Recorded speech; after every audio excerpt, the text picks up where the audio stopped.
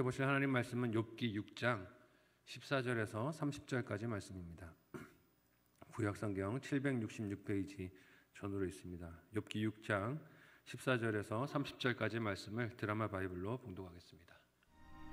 낙심한 자가 비록 전능자를 경외하기를 저버릴지라도 그의 친구로부터 동정을 받느니라.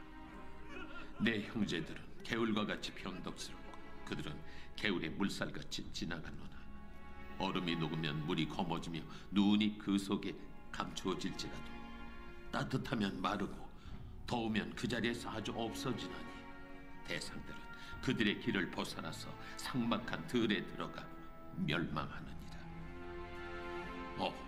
대마의 떼들이 그것을 바라보고 스바의 행인들도 그것을 사모하다가 거기 와서는 바라던 것을 부끄러워하고 낙심하느니라. 이제 너희는 아무것도 아니로구나. 너희가 두려운 일을 본즉 겁내는구나. 내가 언제 너희에게 무엇을 달라고 말했더냐? 나를 위하여 너희 재물을 선물로 달라고 하더냐? 내가 언제 말하길 원수의 손에서 나를 구원하라 하더냐? 폭군의 손에서 나를 구원하라 하더냐? 내게 가르쳐서 나의 허물된 것을 깨닫게 하라. 내가 잠잠하리라. 옳은 말이 어찌 그리 고통스러운고 너희의 책망은 무엇을 책망함이냐? 너희가 남의 말을 꾸짖을 생각을 하나 실망한 자의 말은 바람에 날아가느니라. 너희는 고아를 제비 뽑으며 너희 친구를 팔아넘기는구나. 이제 원하건대 너희는 내게로 얼굴을 돌리라. 내가 너희를 대면하여 결코 거짓말하지 아니하리라. 너희는 돌이켜 행악자가 되지 말라. 아직도 나의 의가 건재하니 돌아오라. 내 혀에 어찌 불의한 것이 있으랴. 내 미각이 어찌 속임을 분간하지 못하랴. 아멘. 함께 읽은 본문의 말씀을 가지고 하나님 앞에 머무는 분투라는 제목으로 말씀 나누고 기도하도록 하겠습니다. 요즘 욥기 말씀을 읽고 묵상하다 보니 욥과 친구 엘리바스의 대화가 저와 아내 사이의 대화의 모습일 때가 많다는 생각이 듭니다. 아내와 대화하다가 갈등이나 오해가 생기는 지점을 살펴보면 많은 경우에는 공감 능력이 떨어지는 제 언어에서 비롯되는 것을 깨닫습니다. 많은 남편분들이 그러실 것 같아요. 아내는 공감을 원해서 대화 상대를 원해서 어떤 이야기를 시작했는데 남편들은 주로 거기다가 뭘 주려고 합니까? 해답을 주려고 하죠. 이 문제가 이래서 이런 거야. 왜 그런 거 가지고 아파해? 하고 핀잔을 주거나 혹은 답을 빨리 내놔서 문제를 벗어나려고 하는 때가 많은 것을 봅니다. 저도 아내에게 그런 존재가 될 때가 많은 것 같아요. 그냥 들어줄 사람이 필요하다고 이야기를 하는데 그 이야기를 들으면서 힘들어하는 것이죠. 빨리 그 대화를 끝내기 위해서 답을 던지려고 하고 그 문제를 해결 지으려고 종결 지으려고 할 때가 많습니다. 그러다 보니 힘들어하는 것 자체에 대해서 책망하거나 혹은 훈계를 하려고 들 때가 많습니다. 그 대화는 아내가 얻고자 했던 것도 얻지 못하고 제가 원하는 바도 이루지 못하는 평행선을 달리다가 끝날 때가 많습니다. 엘리바스와 욥의 사이에서 이루어지고 있는 대화도 어찌 보면 이런 평행선을 달리고 있는 대화라 할 수 있습니다. 엘리바스는 욥에게 그가 회개해야 할 하나님 앞에서의 죄를 시인하고 속히 돌이켜서 이 문제를 빨리 벗어나라고 해결책을 말을 했습니다. 그러나 이런 엘리바스의 충고에 대해서 욥이 말하는 바가 무엇입니까? 함께 오늘 본문 14절에서 20절까지의 내용을 좀 길지만 우리 같이 한 목소리로 읽어보도록 하겠습니다. 같이 읽습니다. 시작. 낙심한 자가 비록 전능자를 경외하기를 저버릴지라도 그의 친구로부터 동정을 받느니라.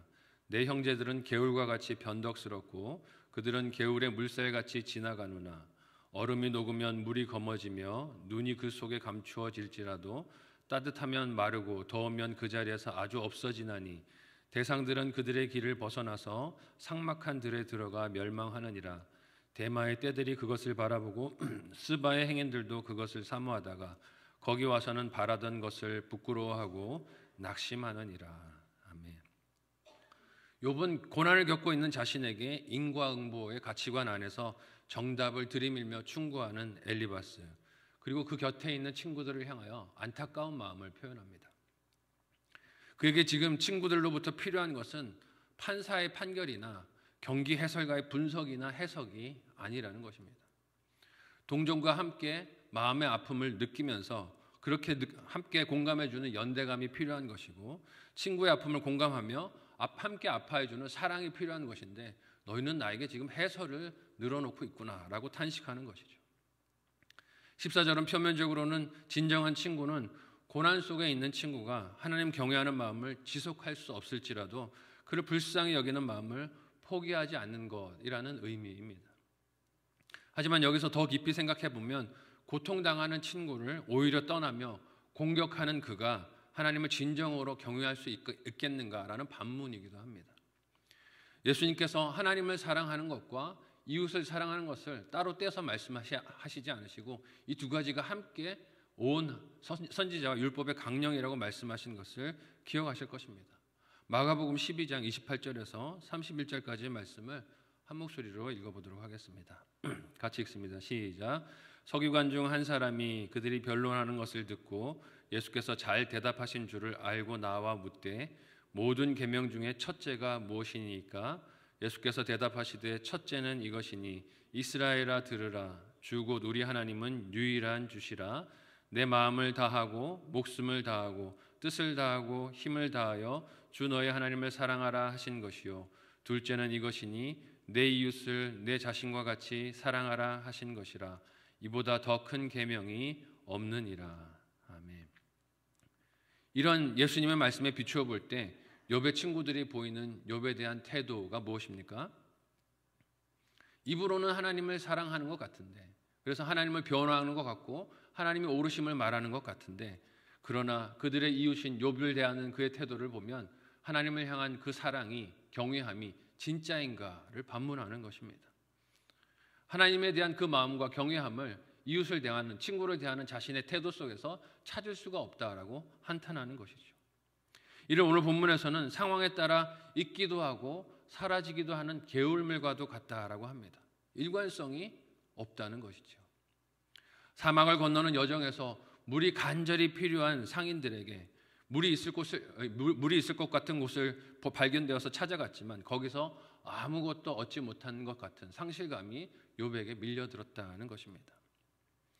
욥이 이를 왜 비유로 말하고 있겠습니까? 자신이 지금 겪고 있는 이 괴로움이, 또한 고난에 대해서 충고하고 있는 엘리바스의 그 말이, 그와 함께 곁에 있는 친구들의 모습도 다 목을 축일 수 있는 개울을 기대했던 그에게는 메마른 사막을 발견한 것 같은 괴로움과 고통이 되었다는 것입니다.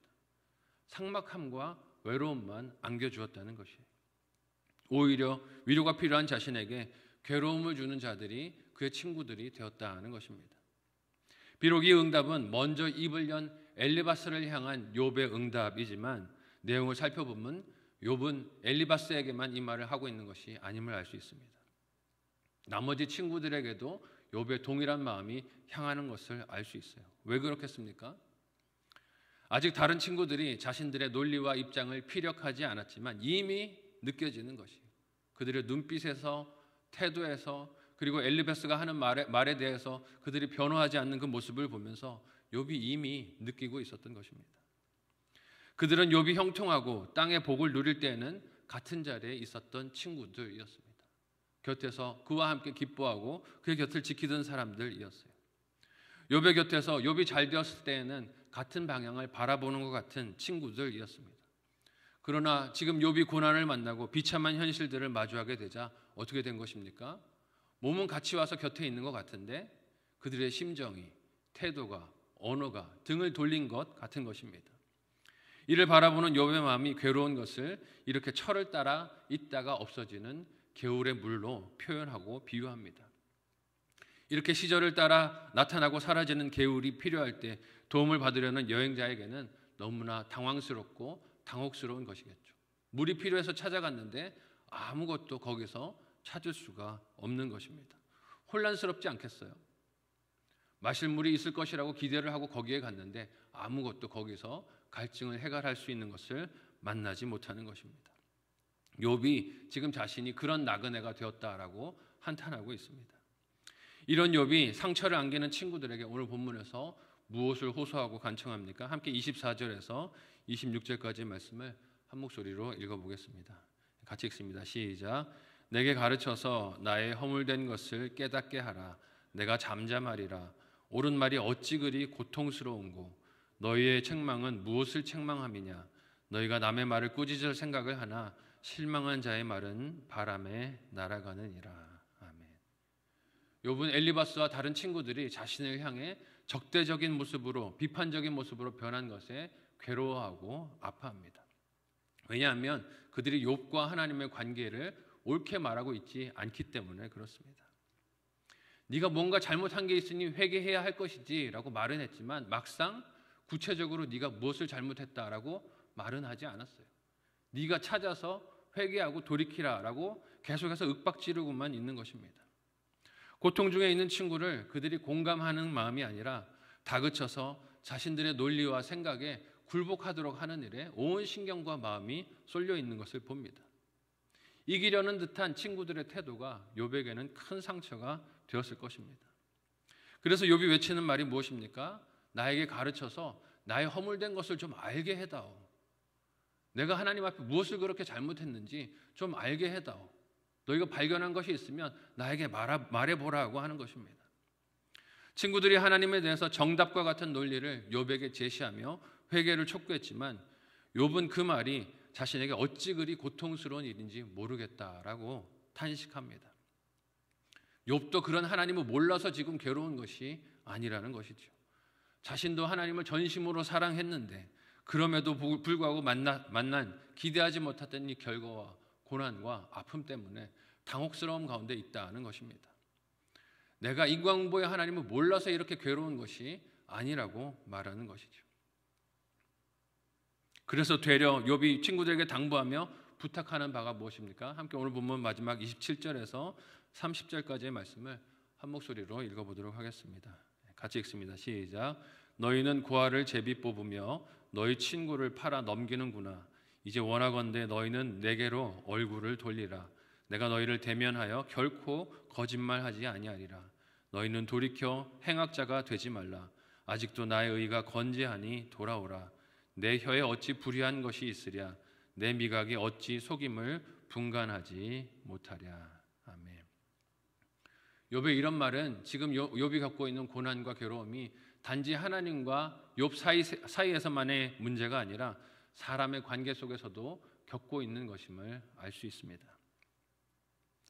희노애락을 공감할 것으로 그렇게 여겼던, 믿었던 친구들이 괴로움 중에 있는 욥에게 얼굴을 돌린 것이죠.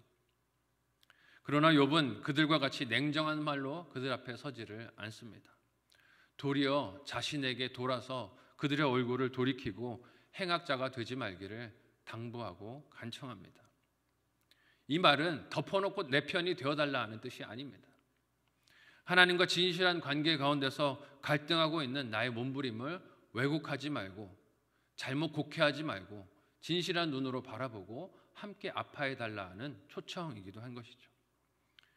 이런 욥의 응답은 믿음이 무엇인지를 다시 돌아보고 생각하게 합니다.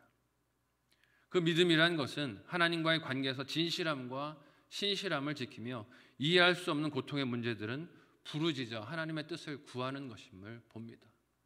무조건 괜찮을 거야, 무조건 잘 될 거야, 이것은 아무 문제도 아니야를 부르짖는 것이 아니라 이해할 수 없는 고난의 문제가 다가왔을 때, 괴로움의 문제가 다가왔을 때 하나님 앞에 그것을 내어놓고 부르짖고 그렇게 하나님 앞에서 자리를 지키는 것임을 보게 되어집니다. 아플 때가 있죠. 믿음을 지키며 살아갈 때 내 생각과 다른 환경들을 만날 때가 있습니다.